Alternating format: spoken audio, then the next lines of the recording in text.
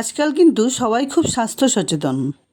ব্রেকফাস্টে বা ডিনারে একদম তেল ছাড়া যদি কিছু খেতে ইচ্ছে হয় তাহলে এই রেসিপিটি একবার দেখে নিতে পারো। আজ আমি তোমাদের সঙ্গে যে রেসিপিটি শেয়ার করছি সেই পিঠেটার নাম চিতই পিঠা। এটা ন্যাচারালি মাটির তাওয়াতে করেই বানানো হয়। তো আমি একদম সহজভাবে বানিয়ে দেখাবো যাতে সবাই বানাতে পারে। এখানে একটা বাটিতে 1-1.5 ঘন্টা আগে এই কাপ দিয়ে মেপে 2 কাপ আতপ চাল ভিজিয়ে রেখেছিলাম। চালগুলো ভালোভাবে ধুয়ে বড় একটা মিক্সার গ্রাইন্ডারে তুলে নিচ্ছি। আমি এই কাজটা করে নিতে নিতে তোমরা একবার জানিয়ে দিও তো কে কোথা থেকে আমার এই ভিডিওটা দেখছো।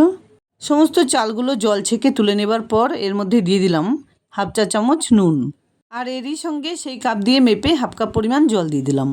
এবার খুব সুন্দর একটা মিহি পেস্ট বানিয়ে নিচ্ছি। দেখো পেস্ট কিন্তু একদম রেডি। এবার এর মধ্যে মিশিয়ে দিচ্ছি 1 কাপ ভাত, আর এর সঙ্গে ইনোর প্যাকেট কেটে 1/2 চা চামচ ইনো মিশিয়ে দিলাম। এটাকে আরও একবার ব্লেন্ড করে নিতে হবে। হাতের কাছে যদি ইনো না পাওয়া যায় তাহলেও কিন্তু চলবে, তবে আমি এটা মিশিয়ে দিলাম যার কারণে এটা খুব সুন্দর ফ্লাফি হবে। সমস্ত ব্যাটারটা ঢেলে নেবার পর মিক্সার গ্রাইন্ডারে একটু জল দিয়ে সেটাও ঢেলে দিলাম। এবার একটা হ্যান্ড ব্লেন্ডারের সাহায্যে খুব ভালোভাবে এটাকে একটু ফেটিয়ে নিতে হবে। এটা কিন্তু হাতা বা হাত দিয়েও করে নিতে পারো।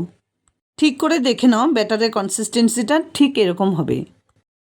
অন্যদিকে রান্নার কড়াই গরম হতে বসিয়ে দিয়েছিলাম। কড়াইয়ের মাঝখানটা জাস্ট একটা টিস্যু পেপার বা শুকনো কাপড় দিয়ে মুছে নিয়ে 1 হাতা পরিমাণ ব্যাটার কড়াইয়ের ঠিক মাঝখানে দিয়ে দিলাম।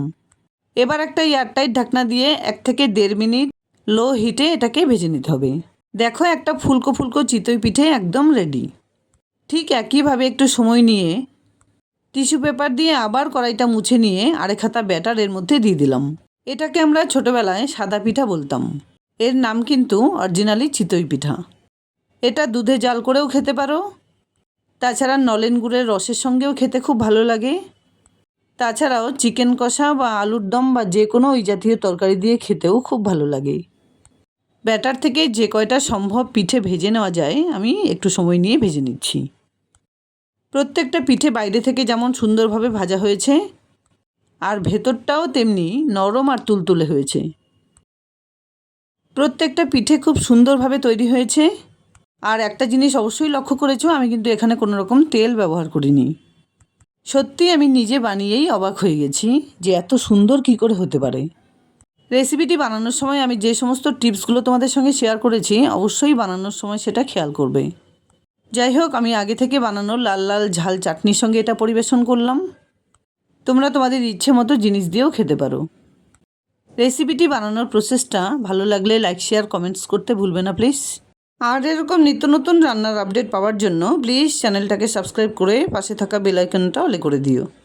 দেখা হচ্ছে নতুন কোনো রেসিপি নিয়ে। ভালো থেকো, ধন্যবাদ।